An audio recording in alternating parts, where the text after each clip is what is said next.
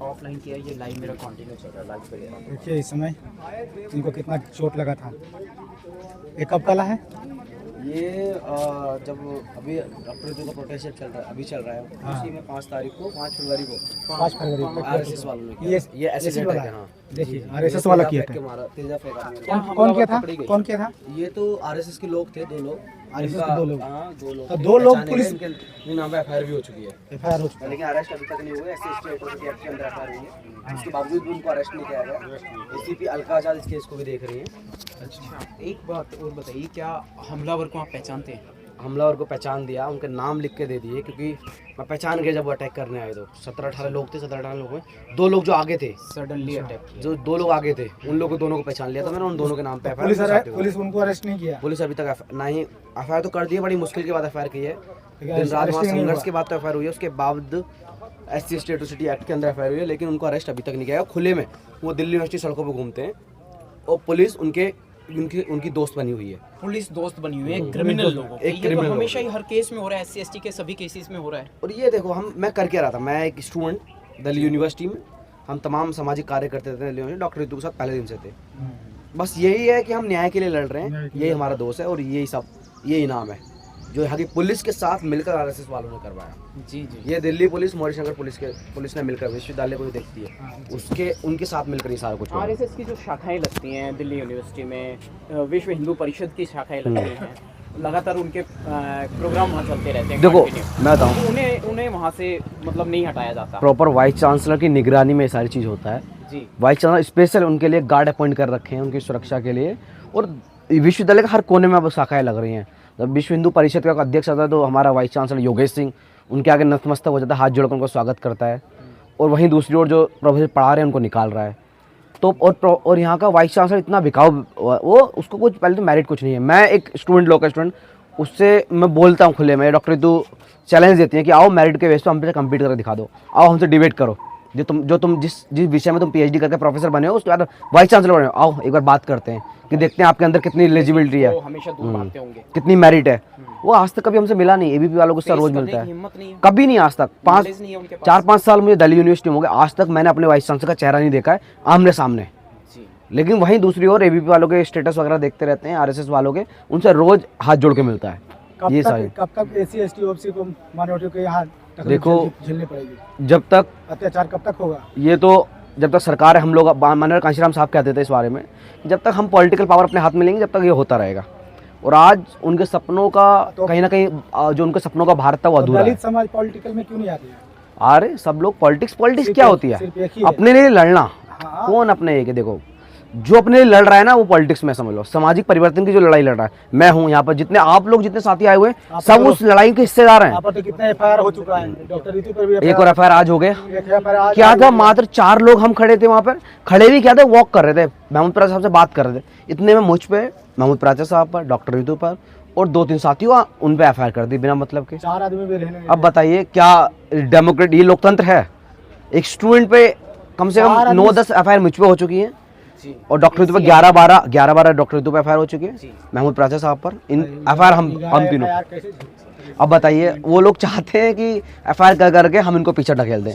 हम भी कह रहे हैं, चाहते हैं कि मनोबल टूट जाए। तो सीधी बात है, आप कितनी FIR डाल लो, कितना ही कुछ कर लो, हम पीछे नहीं हटेंगे, कुछ नहीं होगा। आप हमको गोली मार दो फिर भी पीछे नहीं हटेंगे। एक गोली मारोगे 10 लोग और खड़े हो जाएंगे। कुछ कोर्टों के चक्कर काटते रहोगे। देखो प्रोटेस्ट कंटिन्यू है, सब संघर्ष का पार्ट है। होगा तो कोर्ट में चक्कर, कोर्ट भी है, पुलिस थाने भी है, लाठियां भी, बंदूक भी है, और हमारे न्याय भी है। कोर्ट में बोलने सब चीज एक साथ चल रहा है। कोर्ट में बोलने का मौका मिलता है, अपनी बात कहने का मौका मिलता है। देखो कोर्ट तो फैक्ट पे बात करती है, लेकिन कोर्ट के अंदर वही सारा कुछ उनका रिसोर्सेज है ना।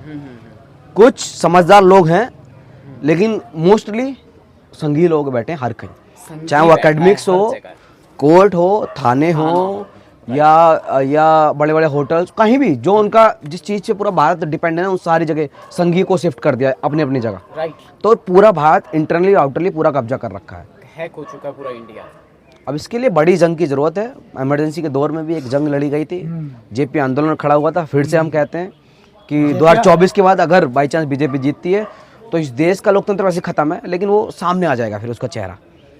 जब संविधान बदलता हुआ हमारी नज़रों के सामने दिखेगा, तब उस वक्त ज़रूरत होगी हम जैसे लोगों की, जो लोग लड़ रहे हैं, जो लोग ग्राउंड पे हैं तमाम, अब क्या है डर, मुझे कुछ डर नहीं रहा, जला सकते हैं मेरी बॉडी को, वो डर निकल गया। पहले थोड़ा बहुत डर रहता है जो मार देंगे कुछ, अब वो सारी कुछ झेल के हम आगे निकल चुके हैं।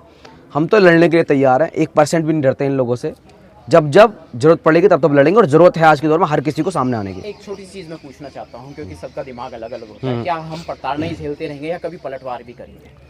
देखो आज का दौर तो ये आना चाहिए था, बाबा साहब अम्बेडकर जैसी लड़ाई लड़ रहे थे, अगर सही में ईमानदारी से हमारे लोगों ने लड़ाई लड़ी होती तो आज हम शायद कहीं यूनिवर्सिटी में बैठकर पढ़ा रहे होते, या कहीं वकील, मौका तो छीन लिया कहीं गया हम ना। जज बन गए होते, कहीं IPS IAS बन रहे होते 24-25 साल की एज में। सही। अभी 25 साल एज है तो ये, लेकिन बीच बीच में जो मूवमेंट आए बड़े भी हुए, कांशीराम साहब ने बहुत बड़ा मूवमेंट किया, लेकिन उसके बाद मूवमेंट की डाउनफॉल हुई। लेकिन आज की मैं कहता हूँ बार बार, होगा, ये वक्त संघर्ष का है, बस ये संघर्ष, ये वक्त आराम का है ही नहीं। अगर ये संघर्ष शायद हमारे माँ बाप ने कर लिया होता, माँ बाप ने बहुत किया है, हमको यूनिवर्सिटी तक भेज दिया, राइट। लेकिन हमारे उस माँ बाप की एज के जो लोग थे, जो कांशीराम साहब के साथ खास और मात्रा में चल लिए होते, तो आज कांशीराम साहब प्रधानमंत्री होते, या मायावती प्रधानमंत्री होती, या जो सामाजिक न्याय के जो लोग लड़ रहे हैं वो लोग अपने अपने पोजीशन पर होते। और जब जब किसी भी देश के ओप्रेस्ड लोग, जो दबे हुए तबके, जब वो शासन को वर्ग बन जाते तब पूरा देश अच्छे चलता है। ये पुलिस भी अच्छे से काम करती, यहाँ का प्रशासन भी अच्छे से काम करता है, यहाँ का यूनिवर्सिटी भी अच्छे से काम करती, ईच एंड एवरीथिंग। फिर से डॉक्टर तो ये आशुतोष की जरूरत नहीं होती। जी बिल्कुल। एक बात और बताएंगे, हमारे बच्चों को डराया धमकाया जाता है, जैसे एक माइनर बच्ची आप ही के साथ आई है डिटेन होकर के, इन बच्चों के मन में दहशत बैठा देती है, और भी हमारे जो गोदी के बच्चे होते हैं उनको भी मतलब उनमें दहशत बैठाई जाती है, ताकि वो अपने हक अधिकार की आवाज़ उठाना ही भूल जाएं।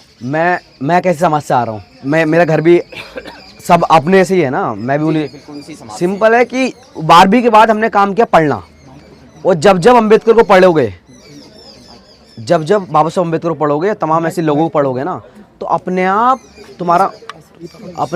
तुम्हारा मन करेगा, उस डर को निकल जाएगा। मैं आज भी कहता हूँ, अगर 2 महीने लगातार बाबा साहब अम्बेडकर पढ़ लोगे ना, तो वो डर जो है ना वो निकल जाएगा। तुम खुद जो लोग हैं, जो लोग मेरे एज के लोग हैं, मुझसे छोटे एज है, जो 12वीं कर रहे होंगे, उनको एक मैसेज देना चाहता हूँ कि कुछ मत करो, आप बस सिर्फ पढ़ो।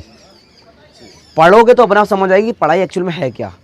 एक बार पढ़ाई समझ में आ गई तो इन सारे लोगों से तो भुगतने का 2 मिनट का काम है।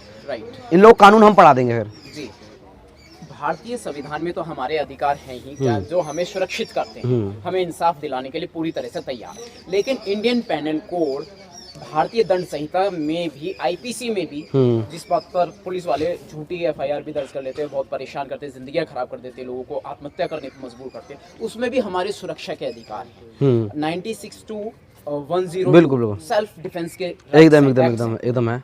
मैं तो बताऊंगा कि मैं अभी, मतलब हम बाबा साहब अम्बेडकर को पढ़ा है, अभी लॉ की पढ़ाई पढ़ रहे हैं हम जी, और बहुत जब वक्त आता है तो हर सारी धाराएं हमको याद भी आ जाती हैं, और उनको इम्प्लीमेंट कराना भी अच्छे जानते हैं।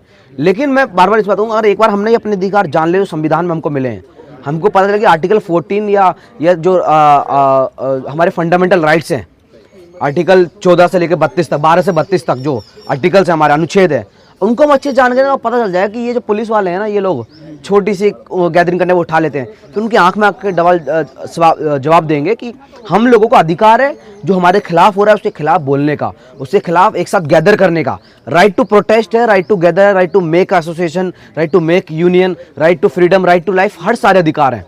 अब लेकिन ये सब चीजें करके हमसे जीने का अधिकार छीना जा रहा है। ये चाहते हैं फिर से, अब बताओ मुझे, मेरी ऐसी एज के किसी स्टूडेंट पे 11 FIR हो जाए, वो क्या करेगा? बहुत बड़ी बात है, जिंदगी खराब कर देने जिंदगी बैठाने के लिए। अब ये आप पढ़ाई करेंगे, नौकरी की तैयारी करेंगे, या यही फोटो के चक्कर काटेंगे? जो लोग चक्कू छुरे मारते हैं, वो लोग खुला घूमते हैं, उनकी कोई गिरफ्तारी नहीं। यही पुलिस वाले उनसे पैसे लेते हैं ना दूसरे हाथ से, ये तमाम फोन स्नैच हो जाए, ये जो भी।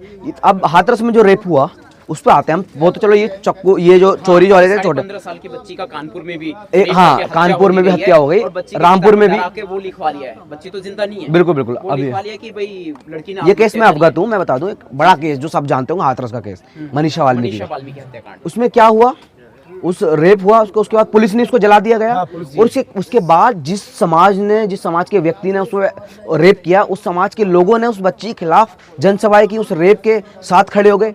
तो ये कैसी दृष्टि है इस भारत की? अगर वही लोग, अगर हमारे लोग अपने अधिकार जान रहे होते तो उसकी तभी आंखों में से आंख नहीं निकाल लेते, ये सारी चीजें कर लेते उस वक्त। तो ये तो अगर मैं बार बार कहूंगा कि